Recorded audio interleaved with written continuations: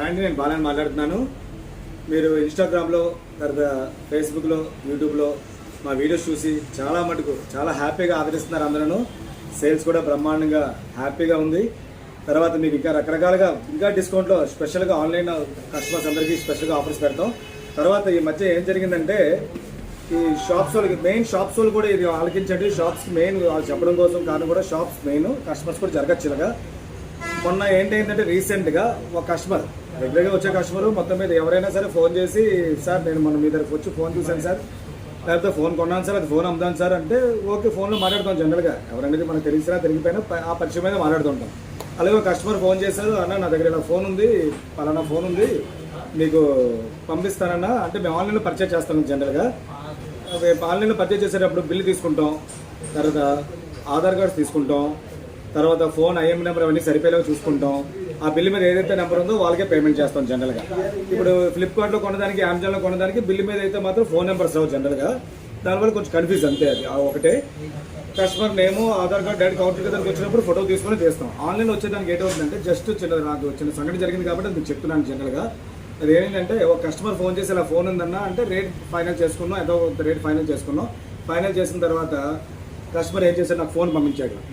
Rapido Swiggy ఉన్నాయి కదా, దాంట్లో మాకు పంపించగానే రిసీవ్ అయ్యింది. రిసీవ్ అవ్వగానే ఫోన్ చెక్ చేసాము, బిల్లు పంపించారు, బిల్ చెక్ చేసాం, బిల్లు కూడా వాట్సాప్లో పెట్టారు, చెక్ చేసాం. బిల్లు ఓకే, ఆధార్ కార్డ్ పెట్టించారనో ఆధార్ కార్డ్ పెట్టాడు, సేమ్ ఆధార్ కార్డ్ పెట్టాడు. ఆయన ఫోటో కూడా పెట్టమంటాం, ఆయన ఫోటో కూడా పెట్టాడు.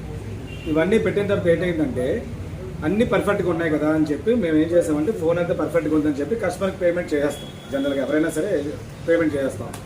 పేమెంట్ చేసిన తర్వాత అయిపోయింది హ్యాపీగా. మేము 500, 1000, 2000 మ్యాక్సిమం పెద్ద హ్యాండ్స్ వచ్చి 2000 ప్రాఫిట్ చేస్తాం. జనరల్గా అమ్మేసిన తర్వాత అంటే ఇది నాకు జరిగిన సంఘటన కాదు, చాలా షాప్లో జరుగుతున్న సంఘటనగా చెప్తున్నాను. అయిన తర్వాత ఏంటంటే పోలీస్ స్టేషన్ ఫోన్ వచ్చింది. సార్ పలానా ఫోను అంటే కస్టమర్కి ఐఎంఐ నెంబర్ ద్వారా పోలీసుకి వాళ్ళు అడిగారు, ఇలాగ ఐఎంఐ నెంబరు ట్రాక్ అయిందండి, ఫోన్ పోయింది అని. సరే అని చెప్పి కస్టమర్ నాకు ఫోన్ చేశారు, షాప్ ఆయనకి ఫోన్ చేశారు. షాప్ ఆయనకి ఫోన్ చేసిన తర్వాత షాప్ ఆయన చెప్పారు నా దగ్గర కొన్నారని చెప్పారు. స్టేషన్ నెంబర్ తీసుకొని ఫోన్ మాట్లాడారు.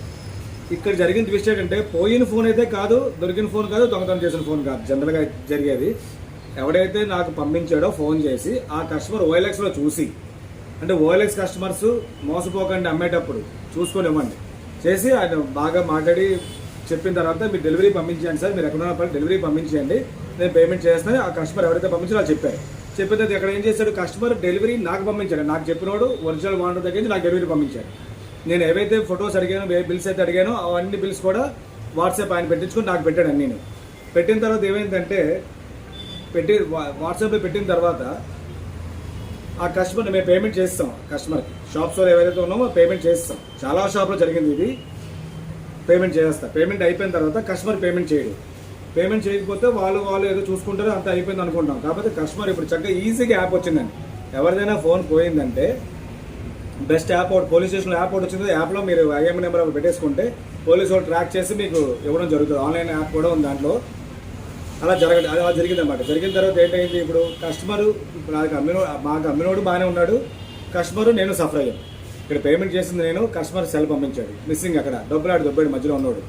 ఇలా సంఘటనలు చాలా జరుగుతున్నాయి. కాబట్టి మీరైతే మాత్రం రికవరీ ఫోన్ అయితే రికవరీ చేస్తారు. కస్టమర్ మా షాప్ దగ్గర కొంటే మేము పేమెంట్ చేయవలసి వస్తుంది.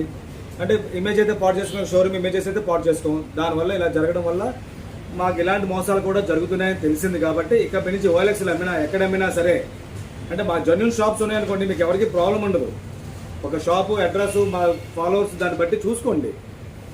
OLXలో అమ్మిన వాళ్ళకి ప్రాబ్లం వస్తుంది. ఇలాగా వచ్చిన తర్వాత వాళ్ళు పేమెంట్ అయితే కస్టమర్కి అయిపోవడం వల్ల వాళ్ళు కంప్లైంట్ పెట్టారు. కంప్లైంట్ పెట్టే వాళ్ళు రికవరీ చేశారు. రికవరీ చేయడం లేట్ అయిందంటే మా షాప్స్ వాళ్ళకి ఏంటంటే ఆ పేమెంట్ వేసింది పోయింది, కస్టమర్ వేసిన పేమెంట్ రిటర్న్ ఇవ్వాల్సి వచ్చింది. జనరల్గా ఇలాంటి మోసం జరుగుతాయి. కాబట్టి అందరూ కూడా కొంచెం అలర్ట్గా ఉండండి. కొంచెం చాలా యాప్స్లో ఫాలో అవుతారు. బెస్ట్ యాప్స్ అంటే మీరు రివ్యూస్ చూస్తుంటారు, అన్నీ చూస్తుంటారు, మాకు చూస్తారు, మా షోరూమ్ అడ్రస్ వేస్తారు మీకు.